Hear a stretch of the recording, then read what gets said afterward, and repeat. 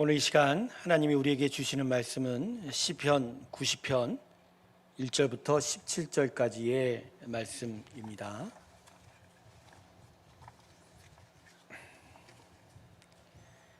시편 90편입니다.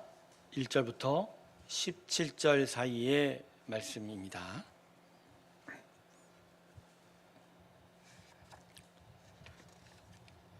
자, 찾으셨으면 제가 봉독하겠습니다. 주여, 주는 대대 우리의 거처가 되셨나이다. 산이 생기기 전 땅과 세계도 주께서 조성하시기 전 곧 영원부터 영원까지 주는 하나님이시니이다. 주께서 사람을 티끌로 돌아가게 하시고 말씀하시기를 너희 인생들은 돌아가라 하셨사오니 주의 목전에는 천년이 지나간 어제 같으며 밤의 한순간 같을 뿐임이니이다. 주께서 그들을 홍수처럼 쓸어 가시나이다. 그들은 잠깐 자는 것 같으며 아침에 돋는 풀 같으니이다. 푸른 아침에 꽃이 피어 자라다가 저녁에는 시들어 마르나이다.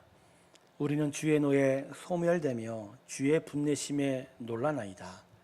주께서 우리의 죄악을 주의 앞에 놓으시며 우리의 은밀한 죄를 주의 얼굴빛 가운데 두셨사오니 우리의 모든 날이 주의 분노 중에 지나가며 우리의 평생이 순식간에 다 하였나이다.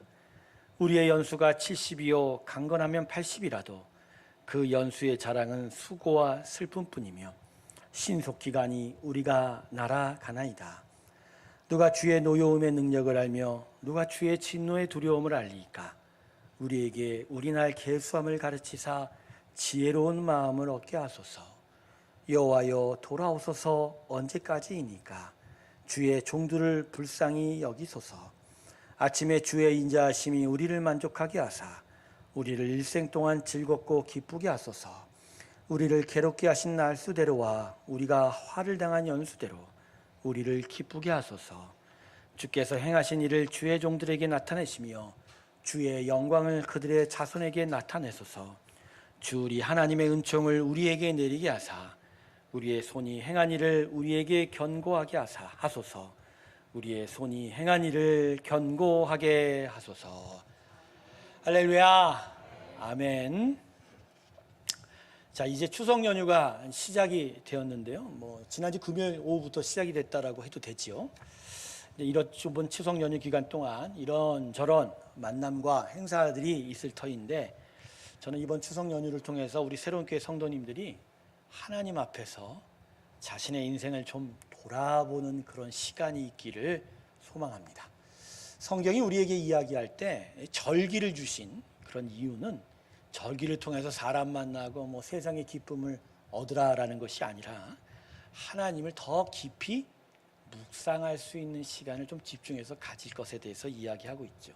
그래서 이스라엘 백성들에게 유월절을 주고, 그다음에 초실절을 주고, 그다음에 장막절을 주고, 오순절을 주고, 이런 절기를 주는 이유가 그 절기마다 하나님을 깊이 묵상하는 시간을 허락하신 거거든요. 그래서 여러분처럼 추석 연휴 동안 만남과 행사로 세상의 마음을 빼앗기기보단 하나님을 깊이 묵상하시길 주님의 이름으로 축원합니다. 하나님을 더욱더 깊이 바라보면서 하나님께로 더 가까이 나아가기 원합니다. 그래서 오늘 말씀을 준비했는데 우리 인생을 다시 한번 되돌아보는 그런 시간을 좀 가지면서 이번 추석 연휴 동안 이 말씀을 묵상하면서 정말 귀한 은혜가 여러분 가운데 있기를 주님의 이름으로 축원합니다. 자, 그러면 오늘 본문 이 시편 90편을 통해서 하나님께서는 우리 인생에 대해서 어떻게 말씀하고 계시는지를 세 가지로 한번 먼저 나누어 보도록 하겠습니다. 첫 번째는 하나님은 우리 인생의 끝이 있다고 말씀하십니다. 여러분, 이 사는 것에 열중하다 보니까, 그죠? 어제에 살던 일이 오늘도 진행이 됐죠. 또 오늘 내가 사는 일이 내일도 진행이 되고 또 그 다음날도 진행이 되고, 이렇게 사는 것에 열중하다 보면 우리가 순간순간 착각하는 것이 있어요. 마치 나의 삶은 영원히 계속 지속될 것이다. 물론 머릿속으로는 죽음이 다가오는 것, 그 인생의 마지막이 온다는 걸 알고 있지요. 그래서 사후에 대한 생각도 해보고는 합니다만, 실제로 인생을 살아가는 그 삶의 실상을 보면 대부분이 오늘, 내일, 또 모레, 그리고 계속 영원히 살 것만 같이 생각하고 행동하고 있다는 것이죠. 그런데 오늘 말씀은 우리 인생에 대해서 우리의 생각과는 다르게 말씀하고 있습니다. 자, 본문 10절 한번 볼까요? 자, 본문 10절 상반절에 이렇게 말씀합니다. 우리의 연수가 70이요 강건하면 80이라도 이렇게 이야기하죠. 여러분은 이 말씀을 어떻게 들리세요? 여러분에게 인생은 건강하면 80까지는 살겠구나, 그죠? 더 하면 좀 넘겠구나. 요새 그 평균 연령이 높아지는데 이 말씀도 바뀌어야 되는 거 아닌가? 뭐 이런 생각을 하시나요? 여러분, 이 말씀은요, 사람이 80 이상은 못 산다는 말이 아니라 이 땅에서 인생은 끝이 있다라는 표현이에요. 그것도 70년, 80년 정도가 되면 그때의 마지막이 온다. 대체적으로 이렇게 이야기하는 것이죠. 그래서요, 오늘 본문 하반절을 보면요, 5절 하반절 이렇게 시인은 노래합니다.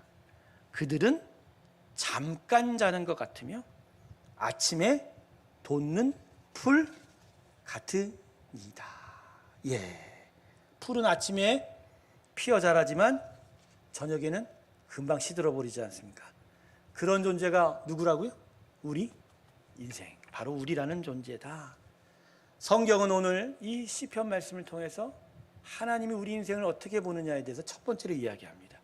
우리 인생은, 이 땅에서의 인생은 끝이 있다라는 것이죠. 성도 여러분, 우리는 정말 유한한 존재예요. 언젠간 시들시들해질 것이고 끝을 맞이하게 될 수밖에 없는 그런 존재라는 것이죠. 그게 우리 인생입니다.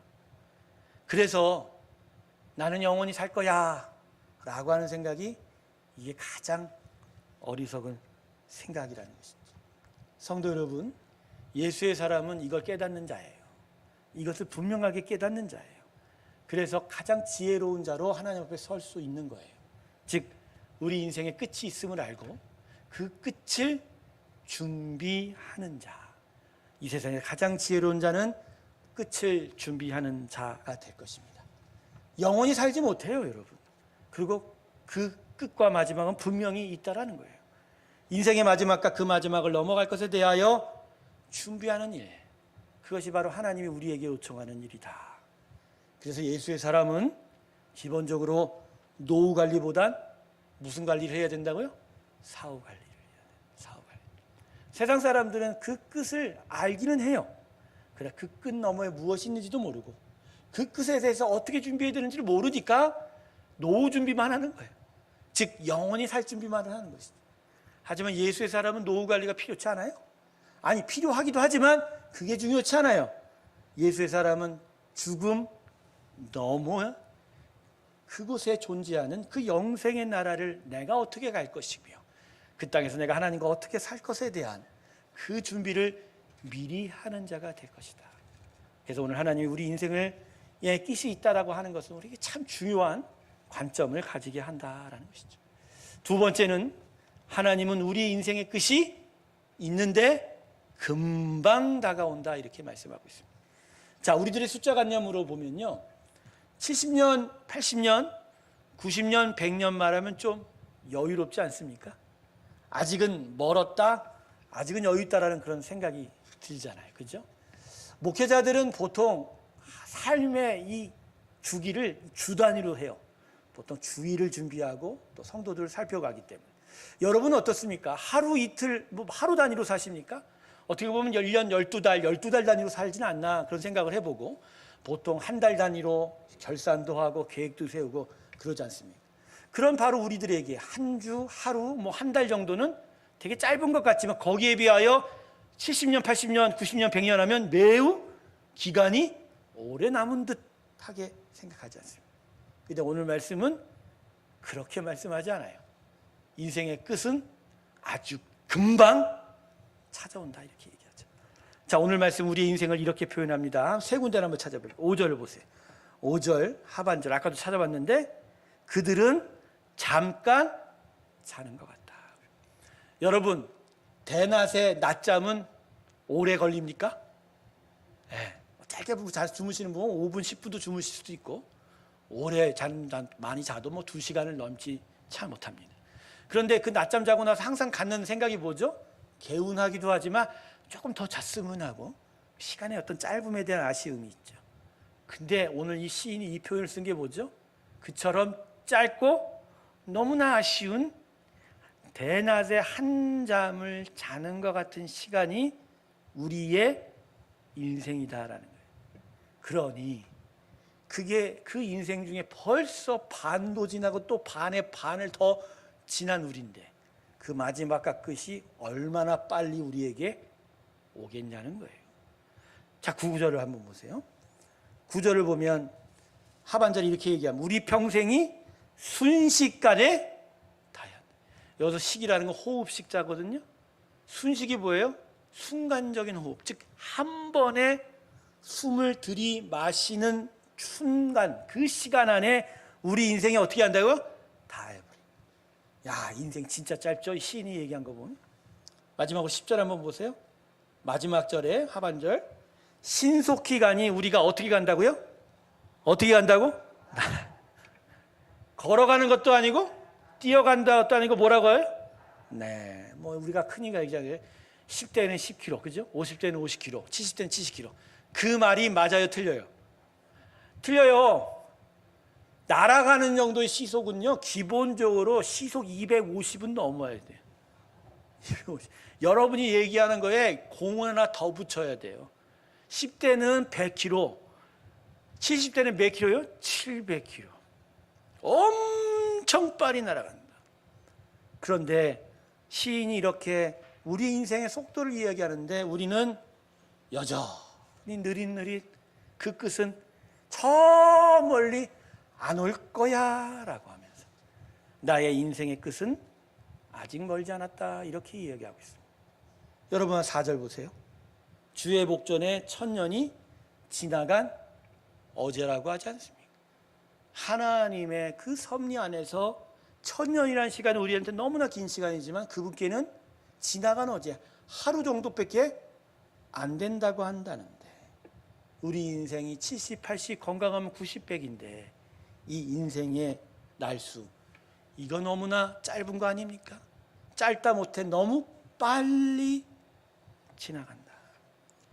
성도 여러분, 그러므로 멀다고 생각하면서 우리 인생의 끝에 대하여 게으르고 안일하게 생각하지 않기를 주님의 이름으로 축원합니다. 속히 와요. 날아서옵니다. 그리고 날아갈 것입니다. 이것을 우리가 명심할 때 우리의 마지막을 위한 우리의 삶의 자세는 좀 더 긴장되고 부지런할 수 있다라는 것이죠. 제가 일부 예배 때 그런 예화를 드렸는데 학교에 숙제가 있고 그 다음날 시험을 보는 아이들은 집 밖에 나가서 놀기는 하겠죠. 하지만 놀다가 더 이상 놀지 않아요. 왜요? 내일 시험 보니까, 내일 숙제 검사하니까 들어가서 내일을 위하여 숙제하고 시험 공부해야죠.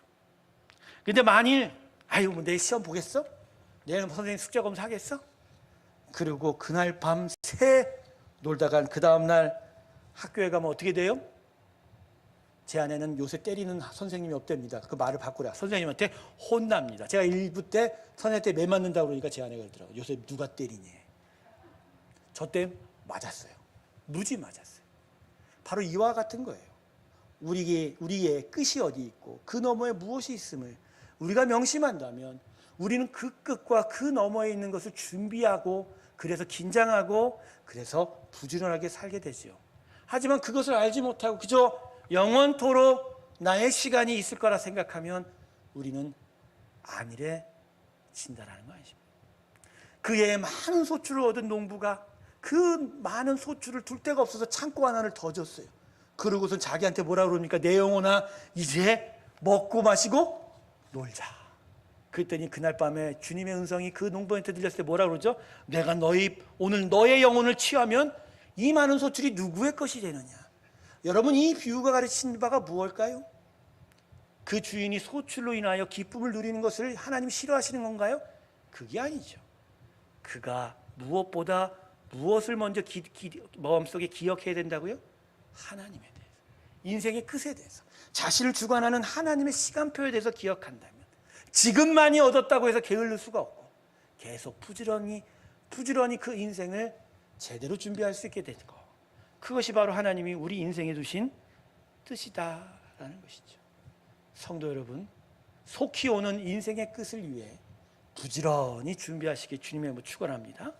세 번째, 하나님께서는 우리 인생은 왔던 곳으로 돌아가는 인생이라고 가르쳐주고 계십니다. 본문 3절을 함께 보겠습니다. 우리 다 같이 한번 읽어볼까요?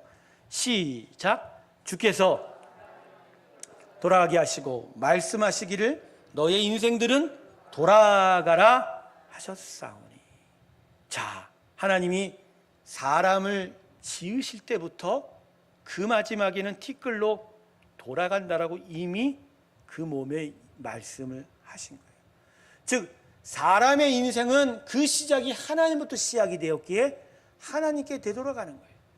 몸은 흙으로 왔기에 흙으로 가나 이 영혼은 하나님의 생기로 지어졌기에 하나님께 반드시 되돌아간다는 거예요.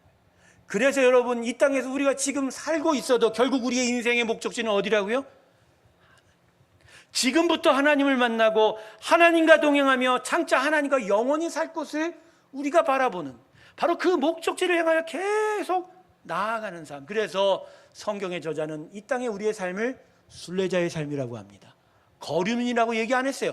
이 땅에서 나그네의 삶, 잠시 몸을 거하기만 할 뿐이지 우리가 정령 영원토록 거할 곳은 어디다? 천상의 천국이라. 하나님은 우리에게 지금도 말씀합니다. 너희 인생은 돌아갈 곳이 있다라고 말입니다. 그런데 그 돌아갈 곳을 생각지도 못하고 우리가 과연 무엇을 보고 살아가고 있는지. 특별히 성경은 육체의 죽음이 끝이 아니라고 얘기합니다. 몸은 흙으로 만들었기에 흙띠끌로 돌아가지만 우리의 영혼은 하나님께로 되돌아가야 된다는 거예요. 그런데 오늘 이 본문의 말씀이 우리에게 너무나 심각한 문제 하나를 던져주는 것. 되돌아갈 때, 우리의 영혼이 하나님 앞에 섰을 때 우리가 심판을 받아야 한다는 거예요. 주님이 다시 재림하시는 그날, 우리가 하나님께로 불림받은 그날, 우리는 하나님 앞에 서서 이제껏 살아온 날들의 선악을 가지고 하나님 앞에서 심판을 받게 될 것이라는 거예요. 지구에 존재한 사람 중 하나님의 이 의의 심판을 피해갈 사람이 누가 있겠습니까? 오늘 본문 11절을 보세요. 누가 주의 노여움의 능력을 알며 누가 주의 진노의 두려움을 알리까. 우리가 살아가면서 지었던 수많은 범죄와 죄악과 그 모든 허물들이 끝내 마지막 우리가 하나님 앞에 돌아간다면 그날 하나님은 그것을 우리를 통해서 심판하실 거라는 거예요. 이렇게 살 때는 남들보다 우리가 깨끗하지 내가 뭐 이렇게 잘못한 것이 없어 이야기할 수 있겠지만 하나님은 우리 은밀한 죄, 누구도 알지 못하는 죄까지도 다 알고 계시고 그날 그 하나님 앞에 섰을 때 나도 모르는 나의 실수와 나의 죄악들을 하나님께서 낱낱이 이야기하실 때 그 하나님 앞에서 나의 깨끗함과 선함을 주장할 인생이 과연 무엇이냐는 것이죠. 사람이 정말 어리석다는 게 무엇이죠? 반드시 찾아오는 그 죽음, 그리고 그 위에 찾아오는 하나님의 심판 앞에 우리가 과연 어떻게 서 있어야 되는지조차도 깨닫지 못하고 그냥 마냥 이 땅에서 영원히 살 줄 알고 자기 마음대로 살아가는 그 삶, 그게 바로 우리의 삶 중에 가장 어리석은 일이 아닐까 합니다. 사랑하는 성도 여러분, 여러분의 삶의 행동, 자신의 삶의 행동을 다시 되돌아보기를 주님의 이름으로 축원합니다. 이번 추석 연휴 동안 많은 만남과 행사 속에서라도 하나님을 그래도 묵상하며 나의 죄악들과 나의 삶의 일들을 한번 되돌아보면서 내가 지금 하나님께 부름을 받으면 그분의 심판 앞에 나는 어떠한 모습으로 서 있을지에 대해서 생각해 본다면 진짜 자신의 행위를 되돌아볼 때 하나님이 기뻐하시는 일들로 우리의 마음 가운데 함께 해 주실 줄로 믿습니다. 자, 이제까지 오늘 본문이 우리의 인생을 세 가지로 살펴봤습니다. 사람의 인생은 그 끝이 있고 그 끝은 속히 올 것이고 그 끝에는 하나님의 심판이 있는데 그 심판 앞에 제대로 온전하게 서 있을 수 있는 사람은 아무도 없다라는 것. 그래서 오늘 말씀은 이 세 가지의 하나님께서 보시는 인생의 가치를 통해서 우리에게 이렇게 요청하고 있습니다. 본문 12절 우리 또 한번 같이 한번 읽겠습니다. 한 목소리 읽습니다. 시작. 우리에게 우리날 계수함을 가르치사 지혜로운 마음을 얻게 하소서. 우리날을 계산할 줄, 세하려 볼 줄. 여러분, 우리가 살아갈 날이 맨날 며칠인지를 계산하라는 얘기가 아니에요. 우리가 도대체 어디서 왔고 어디로 가며 무엇을 해야 하고 어떻게 살아야 하며 무엇을 준비하고 무엇을 위해서 온전한 목적지를 향하여 나아갈지를 헤아려 보고 생각해 볼 때 그것이 나의 삶의 지혜가 될 것이고 지혜는 나의 힘이 될 것이고 나의 앞길을 인도하게 될 것이고 그래서 더더욱 이 땅에서의 나의 삶이 복되고 은혜로워질 수 있다는 이야기입니다. 이 귀한 지혜가 여러분 가운데 있길 주님의 이름으로 축원합니다. 지혜 있는 사람은 다른 사람이 아니에요. 우리를 당신 앞으로 부르시는 그날, 그 인생의 끝과 마지막을 깨닫는 그날, 나의 앞에 무엇이 있을지를 생각하면서 정말 하나님 앞에 거룩하게 살아가는 그 삶을 준비하는 그 사람이 정녕 지혜로운 사람이 될 것입니다. 오늘 성경은 우리 인생에는 끝이 있다고 말합니다. 그 끝은 또 엄청 빠르게 다가오고 있고요. 그리고 그 끝날 우리는 하나님의 심판 앞에 서게 됐습니다. 하지만 여러분, 이 앞에 두려워하지는 마십시오. 우리 예수 믿는 사람은 세상 사람과는 다릅니다. 세상의 사람은 오늘 시편 90편이 절망으로 다가올 것이지만 우리는 달라요. 하나님은 우리의 두려운 마음을 위하여, 우리를 위하여 이미 십자가에 예수님을 주셨기 때문입니다. 예수님이 우리 죄를 대신 짊어지시고 십자가에 못 박혀 죽으시고 우리의 몸의 부활을 위하여 사흘 만에 다시 살아나셨습니다. 할렐루야. 그래서 십자가의 예수의 죽으심으로 우리에게는 이제 구원의 길이 열린 거예요. 그 마지막 날 하나님 앞에 서서 그 낱낱이 우리의 죄악이 고발되어도 우리는 예수님이 열어주신 구원의 길을 통하여 하나님 앞으로 더 담대하게 나아갈 수 있게 된다라는 것.